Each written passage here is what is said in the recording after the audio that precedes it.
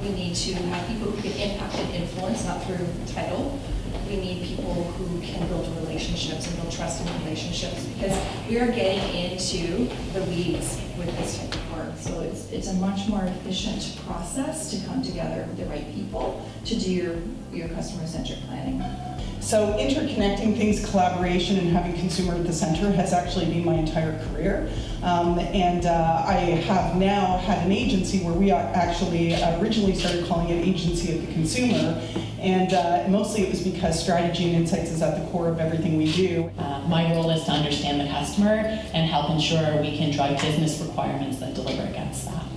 My mandate is essentially to help a 60-year-old company that just celebrated their 60th anniversary in Canada, and I think they're going to celebrate their 100th in the US in a few years, and really look differently and bring insights, data, digital, and new thinking and collaboration to an organization that's I would say, that experience. Everything from the vision, to the mission, to the values, to the product design, to the brand, and even the digital presence is all around the customer. So I think it's not just from a design perspective the customer is important, it's from a value perspective from a company.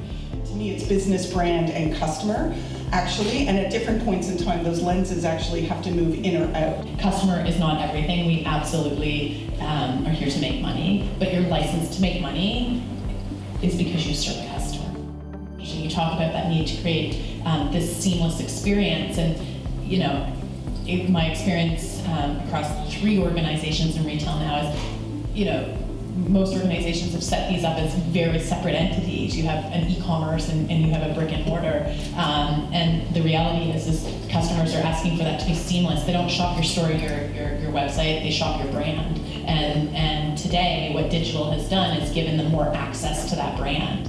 I think personas are critical, and we talked about customer journeys, but I think personas and customer journeys go hand in hand. Data excellence is actually not about trying to aggregate all our existing data, but to create a new model for our data and new governance and start to collect that from this point forward, so that we have that capability into the future. While the data conversation can become really intimidating because you are doing sales systems with old legacy systems and the price tag to transform all of that, I think sometimes you just have to think differently about your data strategy and start thinking about how can we get the data we're going to need in the future, because I think there's a great Marshall McLuhan quote that says you can't go forward and looking in the past. I think sometimes you can actually get confused by the past information, and a lot of the AI systems, they work really well with better data, but they can also learn over time. So how are you going to move forward and not get stuck